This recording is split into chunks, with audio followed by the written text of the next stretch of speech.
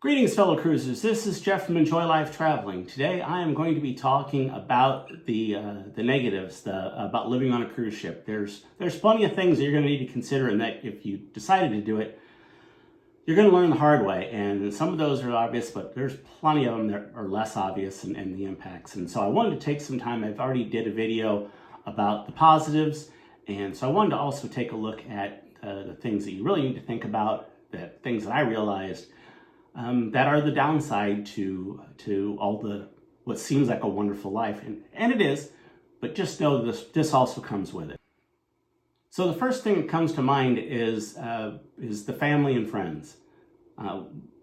Yes, as you're going to meet some people, but missing your sons, your daughters, your grandkids, friends that you haven't seen in much longer than what you're used to. And you can get, for me, a lot of times, right now anyway, sometimes I get to travel with my wife, but sometimes because I'm doing these videos, I travel solo. And while I do try to do some things to get to know people, there are plenty of opportunities that have worked out to where I wasn't able to get people, and I was lonely.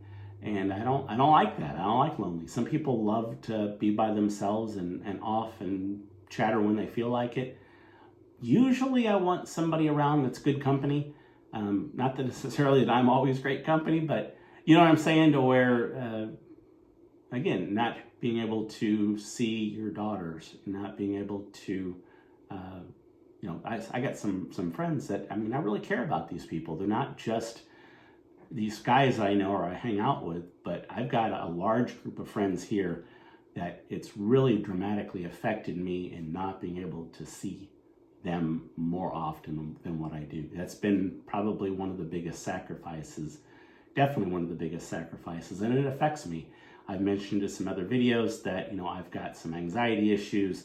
I've also had to deal with depression, and not having those guys just around me in my orbit is a big deal to me. I miss them a lot, and I try to bring as often as possible to get them to go with me on some of the cruises. And I'm trying to do better at seeing them when I'm at home, but it's also a challenge because I'm also trying to put out the videos and do all the other things that come with life and see the family. So not being able to see my family and friends and have more opportunities to do that and have fun with them is definitely a negative that you need to consider. Obviously, everybody's got a different situation. But for me personally, that's easily the hardest thing that I go through, is not going to be able to be around my family and friends. All right, something else for you to think about is when you're trying to do your appointments, your healthcare, you've got to really plan around the time that you've got available. And depending on how much you're on a ship, and right now I'm about half and half, real close to that. And even now it can be a challenge because sometimes the doctors will put you off. Or something comes up. I've had this happen with my doctor. There was a cruise that came up that I tacked on, and then I realized that the doctor's appointment and when I had to do to catch the flight, I wasn't going to be able to get the doctor's appointment. So I called a couple of weeks ahead and said, hey, this is an issue that I'm trying to resolve. And they didn't have another appointment for me for like another 3 months because they were just so booked. It was actually, I think it was closer to 4 months. And it was a checkup, but still, you want your checkups to be, And so I still haven't done that. That'll be in May when I get back from Spain and Italy. So trying to plan doctor's appointments, trying to plan eye doctor appointments, trying to plan your if you've got dental insurance, you got things going on there. That can be difficult. There are some opportunities overseas, yes, and so I'm not poo-pooing that at all. But it is something to think about when you're paying for that insurance and how you're going to use it. So you obviously want to keep your insurance that's at home, even though it does not work when you're abroad. It's a whole different thing. But being able to just plan different, even activities with your family, going back to that. You're trying to plan all those things around and see your family and see your friends. That's a challenge. And so if you're coming home every, 3 months or 4 months, that's going to be something you have to think about. And everybody's got a different life. Some people might go, well, that's the easiest thing in the world. And other people like me going, that's not the easiest thing in the world. That's hard. Depending on your lifestyle, that's something that you're going to want to consider. Right, another thing that is going to be on your mind is going to be your living arrangements. So if you're able to sell your house and sell your car and get rid of all the insurance, that's one thing. But if that's something that doesn't work out for you, which right now anyway, it's not something that's on the table for us, you've got your expenses that you do when you're traveling, and you've got the expenses that are at home. So if you're traveling and everything that comes with that, and then you try to tack on to that, you've got your house payments to make and your insurance payments to make, and you got to buy gas for when you're around here, and all the other expenses that come up with that. Your money out is higher when you are at the point to where you're traveling a lot, but you haven't necessarily committed to sell your house yet, because there are people that do that, and they can be quite successful at that and still do like the YouTube and such. For where I'm at right now, we don't have that. So having those extra expenses lopped on top, even though if you follow my channel, a lot of what I do is free cruises, and there's plenty of videos out on how I do that. Free cruises is not completely free. And I don't mean that in that the cruise company isn't giving you the cruise, they are. But the countries that run these places and our own country, they want port fees and they want taxes. So those are extra things that you have to pay if you have to travel from ship to ship in between. Those are expenses when you have to, if it's just a ride from, I got one coming up and I got to go from Liberty in Fort Lauderdale to Miami to get on Virgin. I got all 5 cruises are comped, but it didn't cost me nothing because I had to pay port fees and taxes for each one of those. And one of the reasons I talk about doing the longer cruises versus the shorter ones is that, for example, I start out and I do Liberty of the Seas on a 3-night and a 4-night.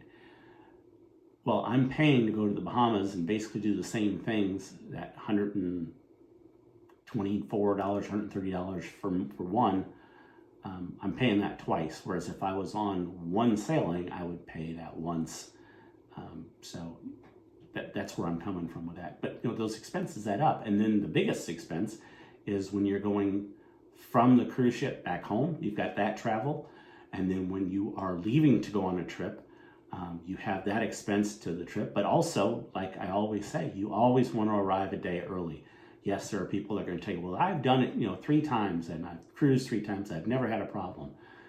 Well, it's not a problem until it's a problem, and you're taking risks, because if you've flown much at all, you know that having flight cancellations and flight delays is all too common. It happens too much. Or having the flight move the time. That was one of those that recently happened with us, that we're trying to do the flight, the one that's coming up, trying to get from Italy home. They kept moving the time of one of the trips. And so it was to the point to where there was from when the plane was planning to land versus the next one taking off, there was 10 minutes in between there. And so I'm talking to the agent, the airline agent, and they're saying that, well, yeah, I don't know. It's going to be a challenge for you to get there, but you could do it because 10 minutes. That person that's on the phone apparently hasn't flown much, because when a flight's due to take off, you're not boarding then. The plane's on the runway. So usually at roughly the 10-minute mark, they're done boarding. You've missed the flight. So if the plane's coming in and it's landing at, I'm just pulling a number out of the air, if it's landing at noon and your flight leaving is at 12:10, you missed it. You're not going. So we had to try to get on there and explain the arrangements. And because of their changes, not ours, it was more difficult because it changed the airport that we could fly into to try to get, because we were trying to coming back and then catch our grandson's graduation. So we were on a time schedule that had to work. And so we had to change airports from where the plane was coming in to be able to make it back in time to be able to do that. and they kind of fought us because it's, well, you have to stay into the airport that you were going into. Well, it's not our fault that you changed it, and the only way I can get to see, be at my grandson's graduation party is to go into a different airport and then have to travel another 2 hours to where I live, which is where that airport is that I can't go to. So there's some logistics in there when you're traveling and expenses that you don't always think of. And when you're trying to travel like this, usually a budget is something that you're going to have. And I would strongly encourage it. So keep that in mind when you're planning it, because it's definitely one of the negatives you have to go through. Another thing that happens quite often is that I change rooms. So I'm doing, even on Liberty of the Seas, or certainly when I was on Brilliance, and I did 3 back-to-back, and I get the rooms, and I'm getting the least expensive rooms.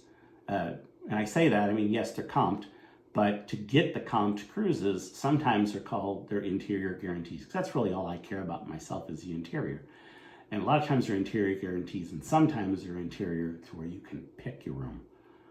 Well, on an interior guarantee, if that's the offer that you've got, that means that you are probably going to have to change rooms again. And that's what I had to do. So when I was on Brilliance of the Seas, and there were 7-day cruises back to back, I went from room to room to room every 7 days. And so luckily, if you're on the same ship, you have the bonus of everything that's on a hanger. You can leave on a hanger, but you have to put everything else that's loose back in the suitcase, and they'll take the hanger stuff and just put it on hangers in the other spot. And then your luggage, they'll wheel over to your room and put it inside, so you don't have to keep it outside or take it out with you when you get it on and off the ship, depending on how you're doing that. So that's fortunate, but having to pack up and move, or if you're doing like a side-to-side cruise like I'm going to be doing with going from Liberty of the Seas to Virgin, again, it's going to be, I have to pack up. I've got 3 days on Liberty, pack up, move to another room, 4 days on Liberty, pack up, take that to Virgin, get there, 5 days there, pack up, get on Explorer, and then I do that for 12 days, and then pack up and go to another room, even though it's close, when I do from the Spain to Italy.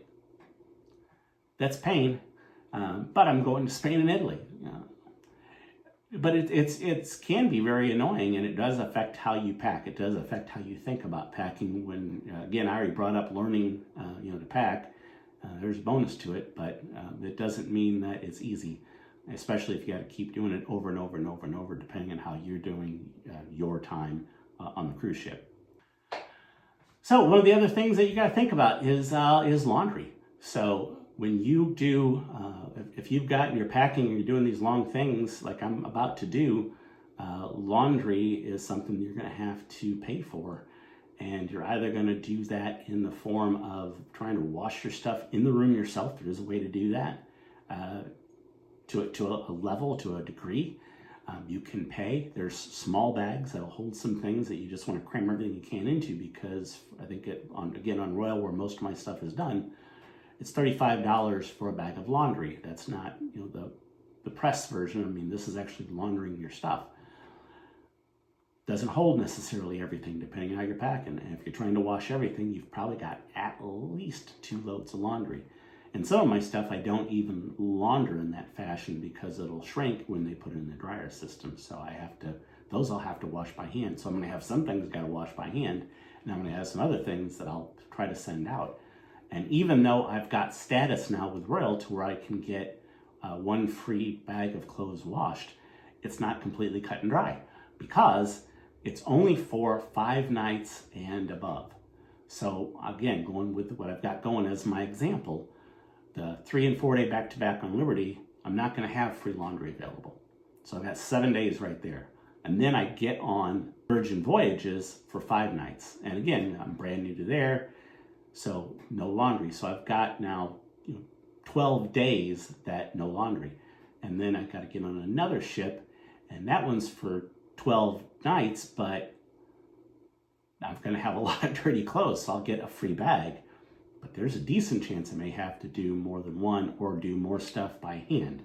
And so again, when you're out and you're maybe wanting to enjoy the time, if you physically have to take time to wash your own clothes, that detracts from everything being rosy. Or, this is another thing I know that's done is, but a lot of times, like say if you get off the cruise ship and you go to the laundromat, and so you're getting off the cruise ship with everybody else, instead of maybe staying on or doing an excursion, and you're going to a laundromat. And so you take all your stuff there and you wash all your clothes, however you're gonna do it, and then you go back to the cruise ship and go through that process to get back on the cruise ship at whatever time you've got scheduled, or however they're working out depending on the cruise line that you're on, so you can put your stuff away. And because again, when you're going to the laundromat, it's like you got to repack your clothes in a suitcase, take your suitcase, depending on how you're going to do it again, to the laundromat and come back, and you're not going to have the cleaning stuff. So all the stuff that you're buying to clean, you're buying at the laundromat, so you're going to be paying a higher price.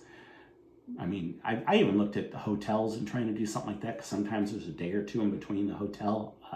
From a hotel, say you go and you're cruising for several days, one night in a hotel, and then the next set of cruises takes off, to look into that. And I looked at the price, and at the glance, I'm like, okay. So it was, the washing machine was $250 and the dryer was $250. And they were smaller machines, but it'd probably work. And then I went to look and see how much it was for the detergent, and the detergent was $5, and the fabric softener sheets, which was just a couple of them you got, was $5. So to do a load of laundry, $15 at the hotel. That's a little excessive. I mean, it works and it's cheaper than $35 and on the cruise ship, but you have to be in a situation where you're staying in a hotel to get that. I don't know. It's something that you have to consider when you're looking to do this, is how in the world am I going to keep my stuff clean?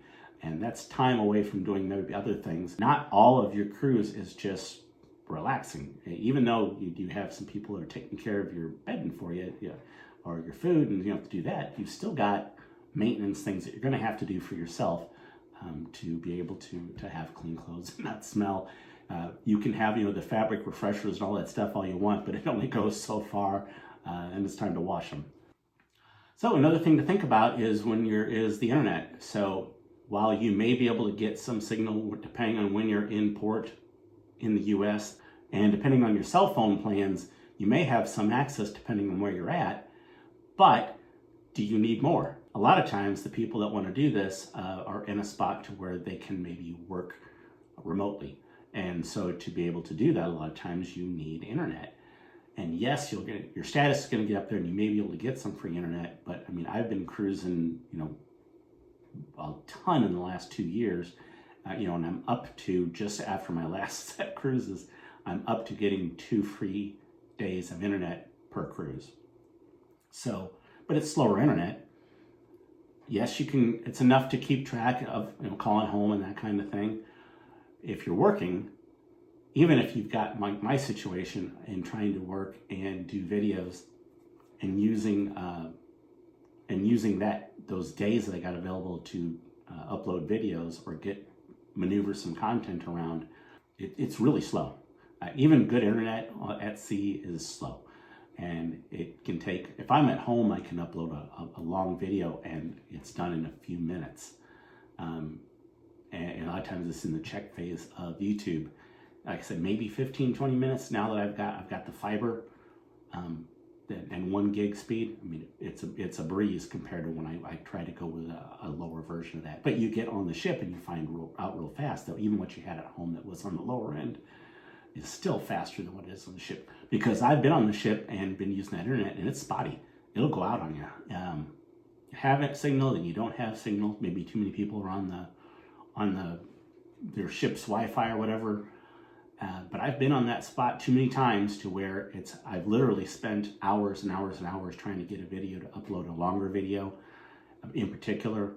And if you want to do something on your phone, a lot of times you don't even want to mess with your phone if it's doing something, because it just slows down the process more and can also lead to some other glitches and such. So usually if I'm doing something, if I'm downloading videos here for you guys, for YouTube, I'm not using my phone during that time. Easy enough at home when it's 15 minutes or so. Harder on a cruise ship when it's hours at a time. And so I was doing, at one point, earlier on when I was really learning the process, I try to use my phone as much as I can now. But I was on my computer and my computer was uploading the video to the web connected to the ship's Wi-Fi, and it was hours and hours and hours. And I went to bed and came back. I would wake up at night and try to check on it and sort of reconnect to the internet and start it again. And it was practically an all-night thing to just try to get the video to upload. So if you got to buy the internet is expensive. There are ways around it, but the problem is that the cruise lines want you to buy theirs, and so now they're banning those ways. So the Starlink, like you could buy your own Starlink system and connect without connecting to their Starlink. Well, they've taken those out of the equation now, so you can't use those. They're banned. Once they find them on you, they're gone. And you got to have a clear signal when you're using them, clear space. That means you're basically going to be either on your balcony, which you may be able to get away with it, but I don't do balconies. But if you're somewhere else, it may be pretty obvious that you're on there. And I've seen, again, other content creators to where they were using theirs and checking their speed, and it was out in the open, and it got caught, and they confiscated it while I was on the ship, because they actually watch these videos too. So trying to get away with stuff and putting it out there that you're trying to do something that's wrong can get you caught. But I don't do that way anyway. So I'm just saying that when you're doing these things, you're going to have to pay for internet if you really want to stay as connected as you may want to. Another thing to consider is if you're wanting to drink alcohol, or if you're into specialty coffees, a different situation again. So that's not going to be your basic things. You either have a package for it, or you're buying it individually. You're paying money for it. Luckily, a lot of, say, alcohol, for example, I can get in the casinos because of my status through the casino, but I get the alcohol, so I don't really worry about that. And then also my status within the cruise, that is okay, to where I get right now 5 free drinks on Royal. And so really between 5 free drinks and then being able to get free drinks in the casino, I'm fine. But I just got to getting that extra drink that was on there, and it took me, well, normally it would take most people much longer, but because, again, being retired and doing this, it still took me 2.5 years to get there. For most people, it'd be even longer to get that, as you can imagine. So you got to think about that, because, again, that's a lot of people's lives, depending on how they live it when they're at home, is, they're going to the coffee shop, they're going to Starbucks, they're going to, wherever they're going to. Maybe there's a cocktail involved. That's money. And so on your budget, it's not an automatic thing there. You got to plan for that a little bit. So when you're doing these things, you really want to look at everything that you're going to need, because if you just assume that you're going to have it, or that it's included, or you forget to think about it, and obviously it wouldn't be included, it's going to affect your trip. And it may affect even if you want to continue traveling, or traveling at the pace that you were traveling, because you didn't consider something. So another thing is your possessions. A lot of times the possessions that you have that you may want to keep, it may be hard to keep them. You start getting to a point where you're not home, and so certainly buying things, mementos, that's going to taper off. There's a good chance it's going to taper off, and if it doesn't, if you can imagine, as I talked about, if I'm going to be gone for 3 months and I try to collect shot glasses, like you see here, again, I've got, I don't know, I'm going to guess probably 75 shot glasses on cases that hold combined about 100.